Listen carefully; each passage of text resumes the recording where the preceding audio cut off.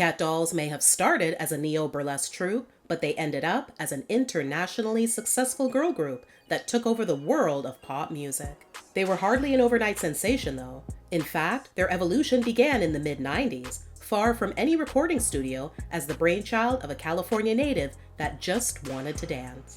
Born in the early 60s, Robin Antin grew up in the Golden State in the San Fernando Valley area. Being the only girl in the family, she became quite the tomboy. Her mother also enrolled her in a variety of dance classes to keep her busy.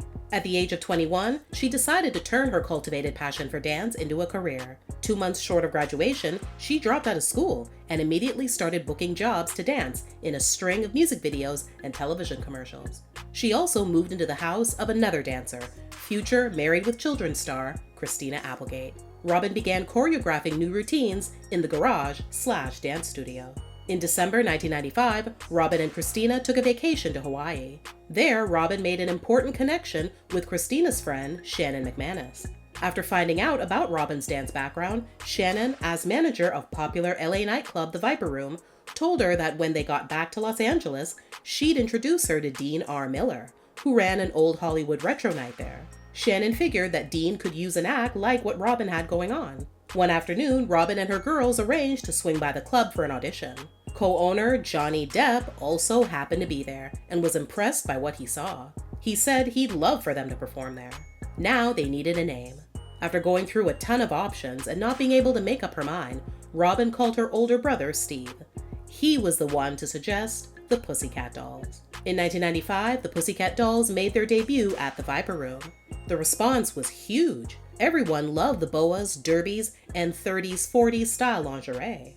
They quickly attracted a following, packing the place every night. The Pussycat Dolls were created a year ago as an opening act for Johnny Depp's Viper Room. Now Depp has them dancing every Thursday night. The idea of sort of a burlesque kind of show where we strip down and give the idea of stripping, yet we really don't strip and down to nothing. Even though the girls are in their underwear, they're so classy and they're so beautiful and they're so talented, and it's something that this town has needed, was class, and that's what this group is. It's class. It's nice to be a part of it. 2 years later, Baywatch babe Carmen Electra joined the lineup, taking their act to a whole new level. As much fun as the girls were having, though, they weren't making any money. They were maybe taking home $500 a night, split between all of them. According to Robin, any extra money that was made was put right back into the production. One night, the group grabbed the attention of a VIP, Hugh Hefner. After seeing the show, he knew he had to get them in Playboy. By 2002, the Pussycat Dolls were packing the Viper Room beyond capacity. It was clear they'd outgrown the venue and it was time to move on.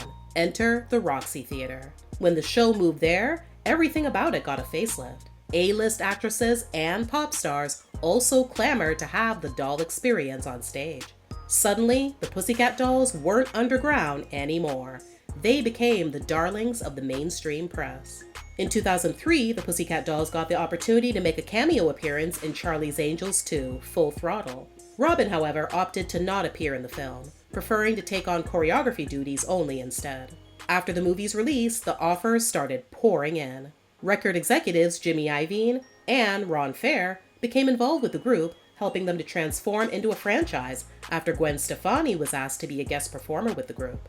The former dance troupe was going to evolve into a popular music recording group signed with Jimmy's label Interscope Records, but they needed to be able to do more than just dance.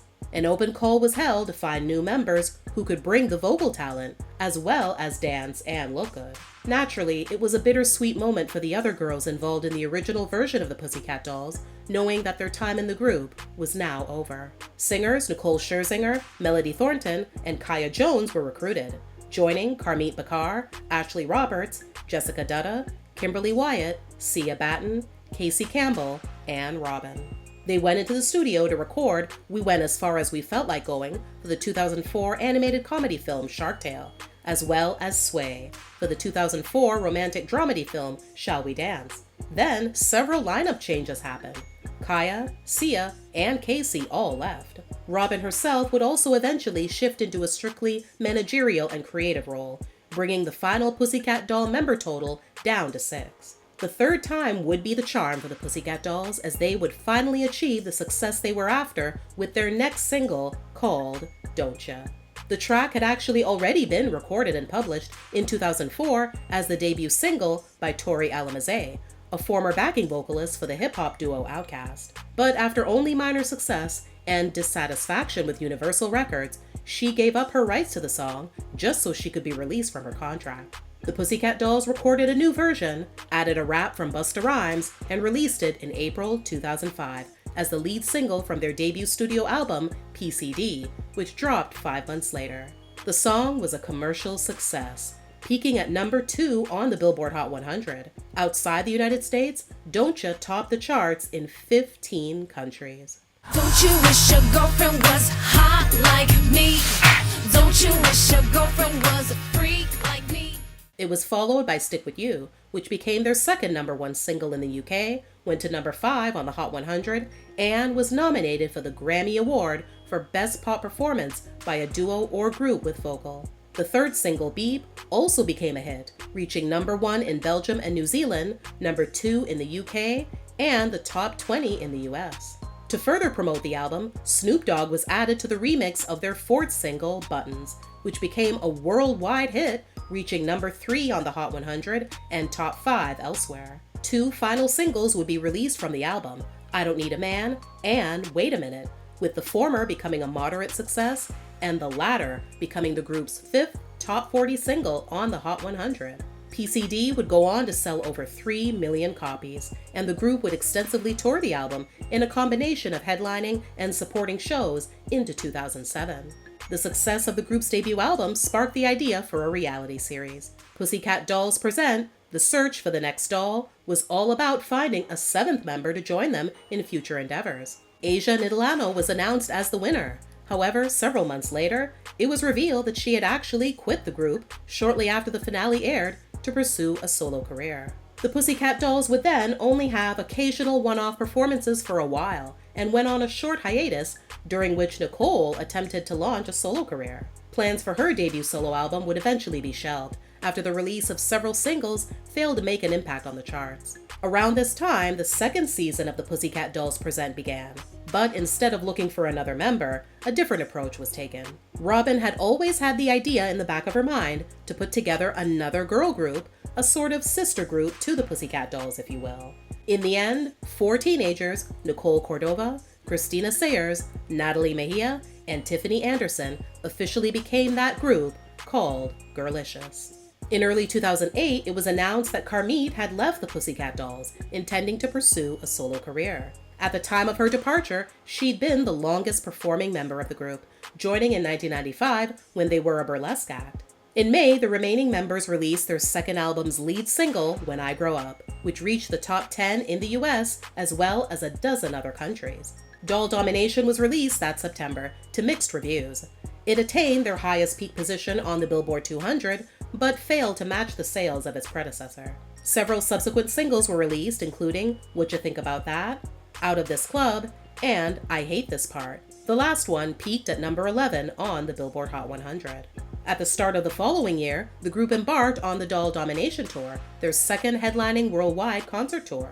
While in Europe, Nicole was asked to rewrite a pop version of the song Jai Ho from the 2008 drama film Slumdog Millionaire. It was titled Jai Ho, You Are My Destiny, and credited Nicole as a featured artist. This caused internal strife within the group. Despite that, it became one of their most successful singles and peaked at number 15 on the Hot 100. The album's final 2 singles, Bottle Pop and Hush Hush Hush Hush, topped the dance chart. After the tour's conclusion, the group went on a hiatus. During that time, Jessica, Ashley, Kimberly, and Melody all decided it was time to move on. New members were brought in to keep the ball rolling with Nicole still in the lead, but by the end of the year, she too decided to leave the group to pursue a solo career. In the years that followed, all members continued on their solo projects, while simultaneously, continued attempts were made to rebuild the group. One lineup, though, would opt to differentiate themselves from the Pussycat Dolls, calling themselves GRL. Since the Pussycat Dolls were originally a burlesque dance troupe, Nicole and Melody were the only members specifically hired to sing when the group turned into a pop act, with Nicole eventually assuming the majority of the vocals on the group's recordings. As part of a Behind the Music special in 2012 on Nicole's career, She claimed that she was responsible for singing both lead and background vocals on both of the group's studio albums, with hardly anything sung by her fellow members. People don't even know the story. They have no idea. I was in center because I was singing. I was the one singing. Oh man, I hope I don't get in trouble for the stuff that I say, because I never really talked about it. But I'll never forget, I finished the album, PCD. And Ron and I brought the girls into the studio, and we played it for them. And it was the first time they'd ever heard the music. Do you understand what I'm saying?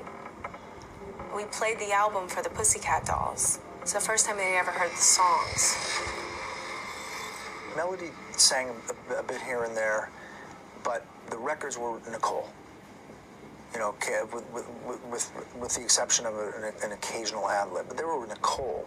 They were created with her. I probably did 95% of the album on my own. Ashley told The Independent in 2014, "We were always told it was very much Nicole's project. They said that we were the football team and she was the quarterback. You know, we weren't allowed to talk in interviews. We weren't even allowed in the studio sometimes." The divide is even evident in the group's music videos, with Nicole getting nearly all the close-ups, while the rest of the members gyrate in the background.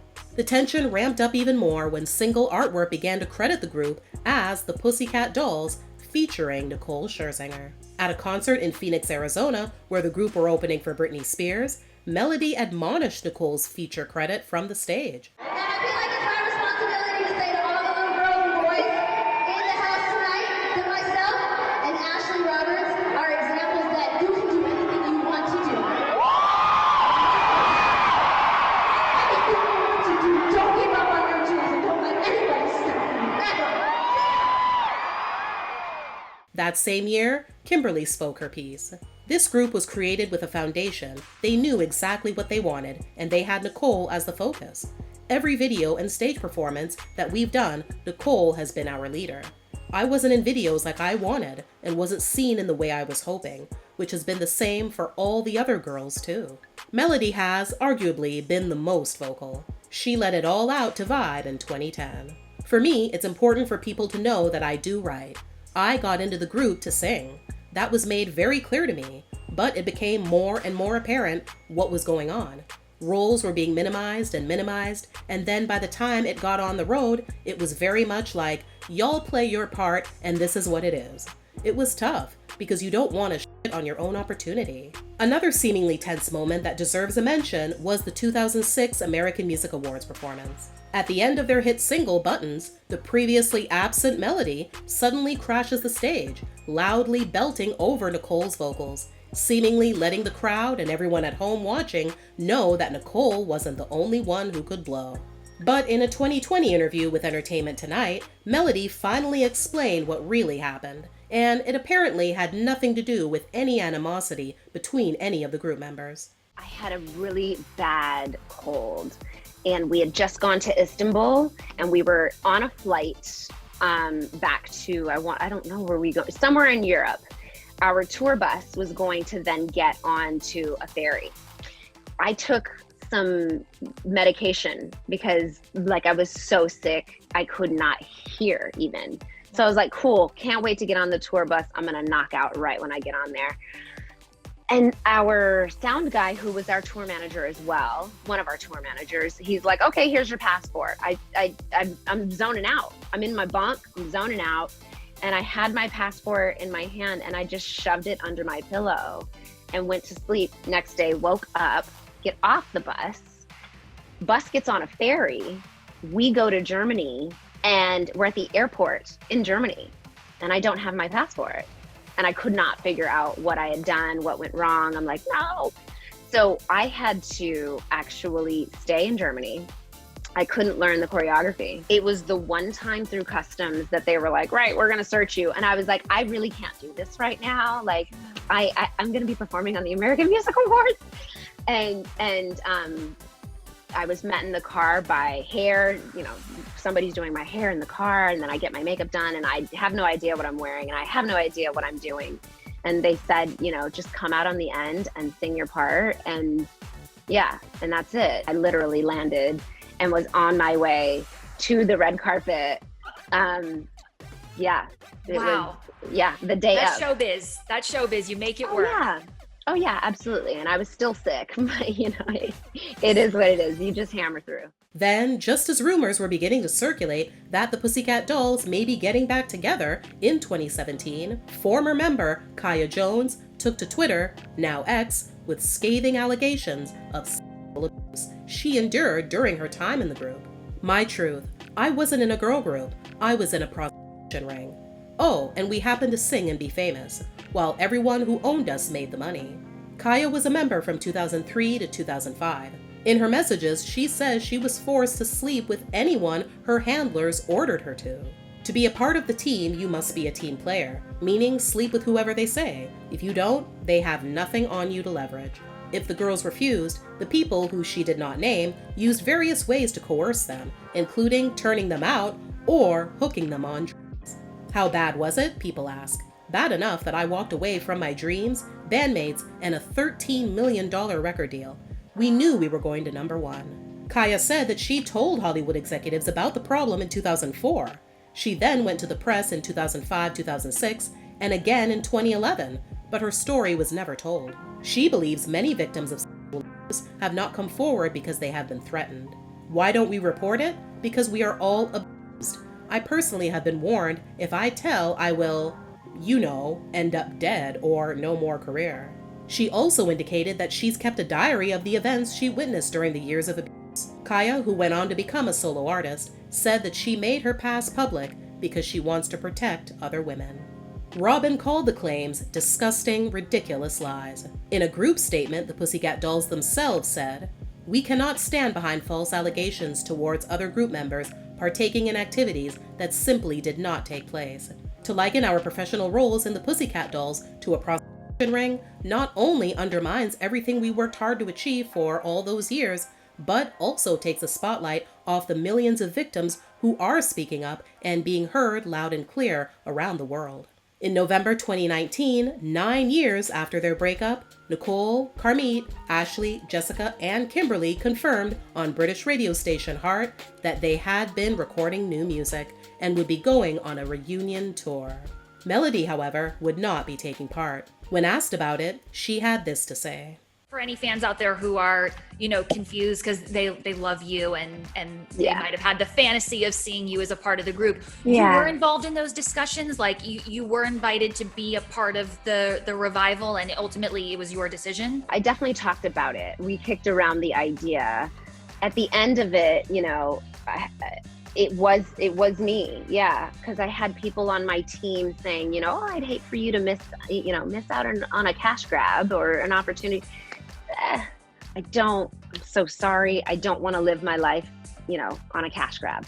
And if that makes me stupid to some people, it makes me stupid. If it seems really brave, and that's a challenging thing to face and to also, but to move forward, then okay, let's go with that. But there were a lot of moving parts. Ultimately, I'm not there. All the best. Their first single in over a decade, called React, dropped in February 2020. While they were able to debut their new song during a performance on the season finale of the UK X Factor, the tour ended up getting pushed back due to the COVID-19 pandemic. After new dates were announced to begin in May 2021, the tour was once again delayed. Then, that September, things went so far left in a way that it was easy to assume that the tour was now never going to happen. In a lawsuit filed on September 3rd, Robin alleged Nicole agreed to participate in a reunion tour that was anticipated to begin in December 2019. Under the terms of a February 2019 agreement, Nicole would receive 49% of the shares and profits derived from the newly formed limited liability company, PCD Worldwide, in exchange for upholding her obligations under the agreement. However, as a result of the coronavirus pandemic, tour dates were rescheduled. The documents state that Nicole now refuses to participate in the tour and allegedly demanded to renegotiate the terms of the agreement, citing her personal brand's growth and opportunities she would have to forego to continue with the partnership. Nicole's new demands, according to the lawsuit, included that she owns 75% of PCD worldwide and that she get final decision-making authority. She's also threatened not to perform on the reunion tour if plaintiffs do not agree to these demands. Because of this stalemate, Live Nation is asking for the $600,000 it invested in the tour to be returned. A few days later, Nicole fired back at Robin. In a statement, her attorney called Robin's claims ludicrous and false, and alleged they are a desperate attempt to divert blame for her own failures by trying to impose obligations on Nicole that simply do not exist. As far as Live Nation's investment they want returned is concerned, her attorney says that Nicole is not responsible for the money. Nicole rang 2022 in by taking to Instagram to announce that the tour dates had to be canceled due to the ever-evolving circumstances surrounding the pandemic. She wrote, "I have invested a huge amount of time, creative energy, and my own finances into bringing this project back to life. And while I'm naturally incredibly saddened by this decision, I'm also very proud of what we were able to achieve in the short amount of time we had together before COVID."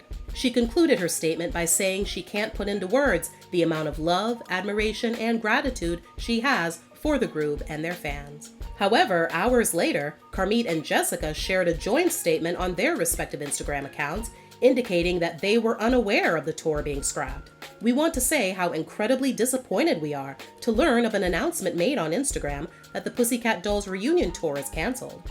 As of now, there has been no official notification of that. Either way, it seems as though it's the end of a chapter to an incredible, life-altering experience filled with some awesome memories that we will forever be grateful for. To the fans, we love you. Trust us, this is not the outcome we had hoped for. We wanted it as much as you, because we appreciate you all so much, and it hurts our hearts you had to wait so long for an answer. But unfortunately, it's out of our control." Robin seemed equally hopeful about the group's future, writing on her Instagram story, "Myself and all the girls have been waiting on the rescheduled reunion tour dates for a long time. All of us working so hard to make it happen. All of us have made personal and financial sacrifices, but that's what it takes to be a team player in a band. Let's not forget there are 5 other members of this group who I care for deeply, who deserve to be heard. There are truths to this situation. I just hope one day they see the light." Apparently, the group's 2 other members, Ashley and Kimberly, did not publicly address the alleged tour cancellation. Then, in July 2024, Robin did an interview with YouTube channel Gabbing with Gib to discuss a variety of topics, and, of course, her legal drama with Nicole was brought up. And I know that, like, some of the Pussycat Dolls stuff is, like, there's some litigation happening that we don't need to talk about, but I'm curious if you have any future plans for... That's all gone. That's all done. Oh, it's done? Okay. It's done. Okay. Yeah, but is there any future like pop music plans for the Pussycat Dolls? Well, listen, I'll just say this, and this is what Nicole I know has been saying: never say never for a reunion. Okay. Yeah. Love to hear that. And I agree. Yeah. We agreed together, and like I said, we're all sisters. I mean, I have all brothers, and I watch how they are together, and I'm like, hey, everyone, just chill out. While she didn't really make it clear whether or not the lawsuit was finalized or dismissed, it appears, according to her, that she and Nicole have both moved on. No matter what happens in the future, nothing can erase the chokehold the Pussycat Dolls had on 2000s pop culture. And to this day, they continue to hold their rightful place as one of the best-selling girl groups of all time.